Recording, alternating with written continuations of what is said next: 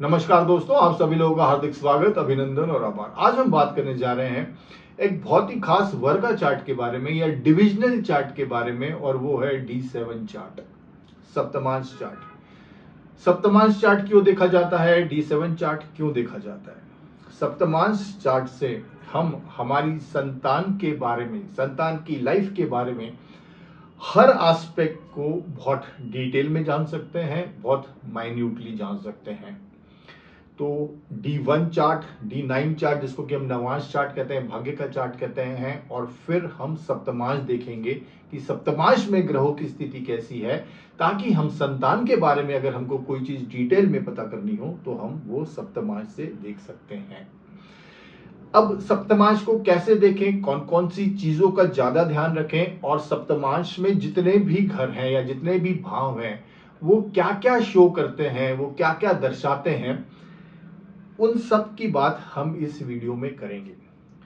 सप्तमांश में सब चार चीजें सबसे पहले बहुत इंपॉर्टेंट होती है जो कि हमको देखना चाहिए। सबसे पहले तो सप्तमांश में D7 चार्ट का जो लग्नेश है वो किस तरीके से प्लेस्ड है। वो जो लग्नेश है, फर्स्ट हाउस का जो लॉर्ड है D7 चार्ट का, उसकी पोजीशन कैसी है, डिग्निटी में है कि नहीं है, उसको बल प्राप्त है कि नहीं है, ये देखना बहुत जरूरी है D7 चार्ट के लग्नेश को। इससे हमको पता चलता है संतान का सुख के बारे में पता चलता है, संतान की किस तरीके से उन्नति होगी वो पता चलता है, एजुकेशन के बारे में पता चलता है, नेचर के बारे में पता चलता है, उनकी कैरेक्टरिस्टिक्स के बारे में पता चलता है, और ये भी पता चलता है कि संतान सुख में कोई बाधाएं तो नहीं है। ये भी हम D7 चार्ट से देख सकते हैं। संतान से पेरेंट्स के रिलेशन किस तरीके से रहेंगे, किस तरीके से वो बिहेव करेंगे, ये सब चीजें भी हम D7 चार्ट्स के जो लग्नेश है उससे देख सकते हैं। दूसरा इंपॉर्टेंट पॉइंट यह है कि D7 चार्ट का पंचम भाव को स्टडी करना बहुत जरूरी है। पंचम भाव और पंचमेश, उस भाव का लॉर्ड कौन है और पंचम भाव में कौन सी राशि आ रही है, उसका लॉर्ड कौन है, वो कहां बैठे हुए हैं। अब स्टडी करने का मतलब यह है कि इस भाव पे पॉजिटिव इन्फ्लुएंस कितना है, नेगेटिव इन्फ्लुएंस कितना है, इस भाव के स्वामी पे पॉजिटिव इन्फ्लुएंस कितना है, इस भाव के स्वामी पे नेगेटिव इन्फ्लुएंस कितना है। उससे हम बहुत सी चीजें पता कर सकते हैं। देखिए, ऐसा नहीं है कि कोई ग्रह अच्छा या बुरा है, हर ग्रह की अच्छी क्वालिटीज भी हैं, हर ग्रह की नेगेटिव क्वालिटीज भी हैं। हमको देखना यह है कि उस पर्टिकुलर चार्ट के लिए वो किस तरीके से, कौन सी राशि आ रही है, कौन से लॉर्ड है और उनका प्लेसमेंट किस तरीके से है। तो उस पर्टिकुलर चार्ट के लिए तो कोई चीज नेगेटिव नहीं है। ग्रहों की बात करें तो ग्रहों के पॉजिटिव ट्रेड्स भी हैं, ग्रहों के नेगेटिव ट्रेड्स भी हैं। सो पर्टिकुलरली उस चार्ट पे फोकस करके देखना बहुत जरूरी है। तीसरी इंपॉर्टेंट चीज है, अगर संतान की बात कर रहे हैं, D7 चार्ट की बात कर रहे हैं, तो गुरुदेव की पोजीशन देखना बहुत जरूरी है। क्यों देखना जरूरी है? क्योंकि संतान के जो कारक ग्रह हैं वो गुरुदेव हैं। तो गुरुदेव का उस सप्तमांश में प्लेसमेंट किस तरीके का है, ये भी हमको देखना बहुत जरूरी है। चौथी चीज कि सप्तमांश में बाकी ग्रहों का प्लेसमेंट कैसा है, कुछ युतियां कौन कौन सी बन रही हैं, कौन कौन से भाव में बन रही हैं, नेगेटिव इन्फ्लुएंस कैसा आ रहा है, पॉजिटिव इन्फ्लुएंस कैसा आ रहा है। तो ये मुख्यतः जब हम चार चीजें देखेंगे तो उसके बाद अब हमको एक ओवरऑल पिक्चर हमारे सामने आ जाती है कि संतान को लेके क्या क्या पॉजिटिव चीजें देख रही हैं, क्या क्या नेगेटिव चीजें देख रही हैं। फर्स्ट ऑफ ऑल लग्नेश की पोजीशन, सेकंड जो है वो पंचम भाव और पंचम भाव के स्वामी, तीसरा गुरुदेव की पोजीशन कैसी है क्योंकि वो कारक ग्रह है सप्तमांश के, और बाकी ग्रहों की स्थिति, युतियां वगैरह कैसी बन रही है, एस्पेक्ट्स कैसे आ रहे हैं, कौन कौन से नक्षत्रों में बैठे हैं ग्रह, वो भी देखना बहुत जरूरी है। तो ये चार चीजें देखना बहुत जरूरी है सप्तमांश की बात जहां तक हम कर रहे हैं। अब हम भाव पे आते हैं कि सप्तमांश चार्ट के कौन सा भाव क्या दर्शाता है। अगर हम सप्तमांश के पहले भाव की बात करें तो ये संतान का नेचर को दर्शाता है, उसके कैरेक्टरिस्टिक्स, स्वभाव, उसका एटीट्यूड, उसका अप्रोच किस तरीके से होगा लाइफ को लेके। संतान के बारे में जो नेचर और कैरेक्टरिस्टिक्स है वो ये फर्स्ट हाउस बताता है। सेकंड हाउस की बात करें सप्तमांश की, तो संतान का जन्म कौन से परिवार में होगा, किस तरीके के परिवार में होगा, उनकी फाइनेंशियल स्ट्रेंथ, फाइनेंशियल स्थिति कैसी होगी, फाइनेंशियल पोजीशंस कैसी होगी, संतान को संस्कार किस तरीके से मिलेंगे, उस घर की बिलीफ सिस्टम्स क्या होगी, मॉरल वैल्यूज क्या होगी, ये सब हम सप्तमांश के द्वितीय भाव से देखते हैं।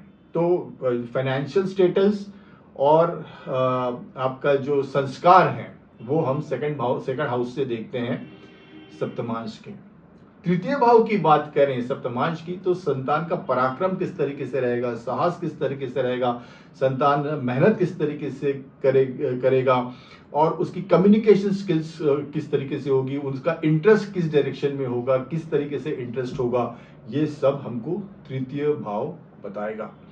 चतुर्थ भाव क्या बताएगा? चतुर्थ भाव संतान की जो प्रारंभिक शिक्षा है, इनिशियल जो एजुकेशन है, वो हमको फोर्थ हाउस से पता चलेगा। और संतान का घर को लेके किस तरीके का एटीट्यूड है, संतान को घर का सुख है या नहीं है, ये भी हमको फोर्थ हाउस से पता चलता है। मात्र सुख है कि नहीं है, संतान घर में ही रहेगा, घर में ही करियर बनाएगा कि घर से दूर जाएगा, ये भी हमको सप्तमांश के चतुर्थ भाव से पता चलता है। अगर यहाँ पे नेगेटिव प्लैनेट्स है तो हो सकता है, जैसे केतु प्लैनेट्स है, मंगल है, शनि है, तो हो सकता है कि संतान घर से दूर जाके अपना करियर बनाए, ये भी पॉसिबिलिटी बनती है। सो घर के कंफर्ट्स कितने मिलेंगे और कितने नहीं मिलेंगे, ये हमको सप्तमांश का चतुर्थ भाव बताएगा।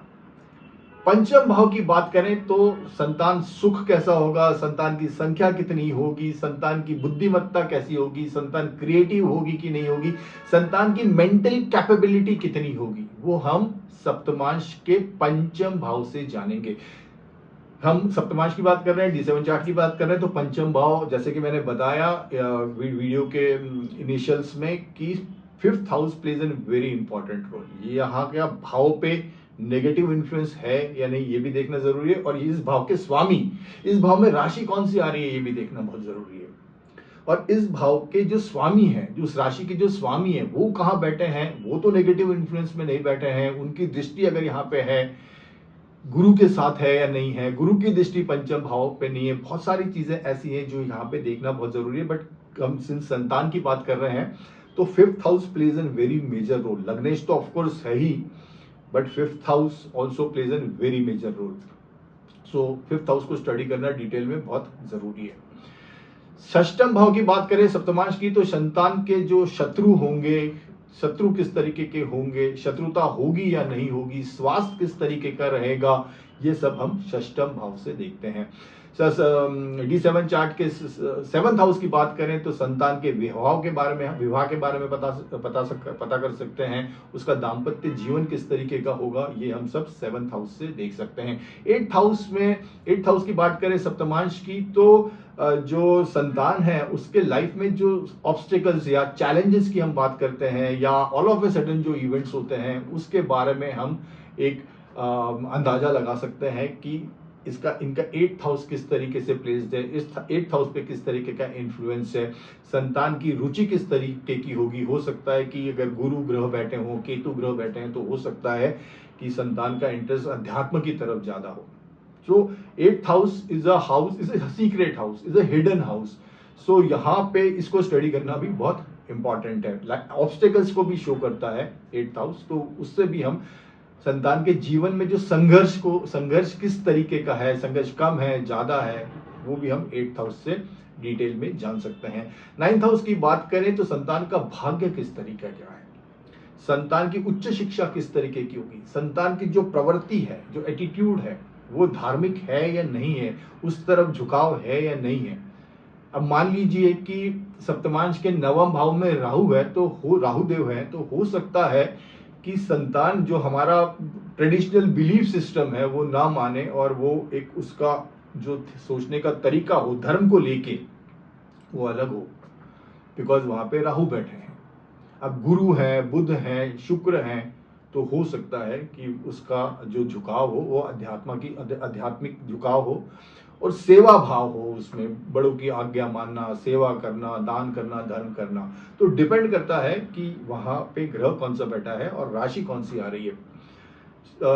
दशम भाव की बात करें सप्तमांश की, तो वो करियर को दर्शाता है, संतान के प्रोफेशंस को दर्शाता है, समाज में प्रतिष्ठा किस तरीके की होगी, किस लेवल तक प्रतिष्ठा मिल सकती है, फेम मिल सकता है, पावर मिल सकती है, पोजीशन मिल सकती है, ये सब भी हम जान सकते हैं। गवर्नमेंट सर्विस में हो, उस गवर्नमेंट सर्विस में जाने के चांसेस हैं, या प्राइवेट में होगा, या बिजनेस, ये सब भी हम 10th हाउस से स्टडी कर सकते हैं। 11th हाउस की बात करें तो संतान की जो इच्छा पूर्ति होगी या नहीं होगी, किस तरीके की इच्छाएं होगी, क्योंकि ये काम त्रिकोण का आखिरी भाव है, तो इच्छा पूर्ति को दर्शाता है। इच्छा किस तरीके की होंगी, इच्छाएं पूर्ति होंगी कि नहीं होंगी, इच्छा संतान का जो सोशल सर्कल है वो किस तरीके का होगा, नेटवर्किंग किस तरीके की होगी, कितने लोग उसको जानते होंगे, वो कितने लोगों को जानता होगा। सो ये सब हमको जो एकादश भाव है सप्तमांश का वो दर्शाता है। अगर द्वादश भाव की बात करें तो संतांश के विदेश के योग हैं या नहीं ये दर्शाता है। 12th हाउस D7 चार्ट का संतांश में विदेश के योग है कि नहीं, विदेश में एजुकेशन के योग है कि नहीं, विदेश में सेटलमेंट के योग है कि नहीं, ये सब हमको D7 चार्ट का 12th हाउस दिखाता है। यह स्पिरिचुअलिटी को भी दिखाता है, ये मोक्ष को भी दिखाता है, ये सेल्फ रियलाइजेशन को भी दिखाता है। तो 12th हाउस हमको ये भी इंडिकेट करता है कि कहीं ऐसा तो नहीं कि संतान का later part of the life में जाके एक स्पिरिचुअलिटी की तरफ या सेल्फ रियलाइजेशन की तरफ उसका डायरेक्शन लाइफ की चेंज हो जाए। सो 12th हाउस इज मोक्ष ऑल्सो एंड अ भोग ऑल्सो। तो ये सब भी चीज हम 12th हाउस से देख सकते हैं। तो ये है सब 12 भाव सप्तमांश के संतान के बारे में क्या क्या बताते हैं। बट हाँ, लग्नेश देखना जरूरी है, पंचम भाव का स्वामी देखने जरूरी है, गुरुदेव की पोजीशन देखना जरूरी है, बाकी ग्रह किस तरीके से बैठे हैं वो देखना जरूरी है, और संतान के ये जो भाव बता रहे हैं वहां पे ग्रह कौन से बैठे हैं और किस तरीके का रिजल्ट्स दे रहे हैं। अब यहाँ पे सवाल ये उठता है कि अगर ये तो बात की कि संतान की, अब एक से ज्यादा संतान हो, दो तीन संतान हो तो किस तरीके से दिखेंगे। देखिए जो D7 है सप्तमांश है, उसका जो 5th हाउस है वो पहली संतान को दर्शाता है। 5th हाउस इस पहली संतान। अब जब दूसरी संतान होगी तो क्या होगा, वो पहली संतान का भाई या बहन होगा। सो 5th हाउस से हम 3rd देखेंगे, क्योंकि अगर हम लग्न कुंडली की बात करें तो हम भाई बहनों को कहां से देखते हैं, हम 3rd हाउस से देखते हैं। मुझको अगर मेरे भाई बहनों के बारे में पता करना है तो मैं मेरी लग्न कुंडली का 3rd हाउस देखूंगा। सो D7 चार्ट सप्तमांश का 5th हाउस जो है वो फर्स्ट चाइल्ड को शो करेगा, सेकंड चाइल्ड में 5th से 3rd देखूंगा, मतलब 7th को देखूंगा, तीसरे संतान को देखना है तो 7 से 3rd देखूंगा, मतलब 9th को देखूंगा, 4th संतान को देखना है तो 9 से 3rd मतलब 11th हाउस को देखूंगा। सो इस तरीके से आप संतान के बारे में, कौन सी संतान के बारे में आपको पता करना है वो इस तरीके से आप देख सकते हो। जैसे फर्स्ट संतान के बारे में 5th हाउस बहुत पिक्चर में आ गया, सेकंड संतान के बारे में जो मेन हाउस आ जाएगा वो 7th हाउस आ जाएगा, थर्ड संतान के बारे में पता करना है तो वो 9th हाउस आ जाएगा, फोर्थ संतान के बारे में पता करना है तो वो 11th हाउस आ जाएगा। इस तरीके से ये सीरीज चलेगी। सो इस तरीके से आप कौन सी संतान के बारे में क्या चीज पता करना है आप डिटेल में जान सकते हो। ऑफ कोर्स आपको D1 चार्ट भी देखना पड़ेगा, नवांश में किस तरीके से ग्रह प्लेस्ड है, क्योंकि वो ये नवांश मतलब ग्रहों का भाग्य कैसा है, और फिर D1 चार्ट, D9 चार्ट और D7 चार्ट पे उसको अप्लाई करना पड़ेगा ताकि आपको एक पूरा करेक्ट पिक्चर आपके सामने आए। तो ये पूरा डिटेल वीडियो था एक सप्तमांश के बारे में या D7 चार्ट के बारे में। Thank you so much, wish you all the best, bye and take care.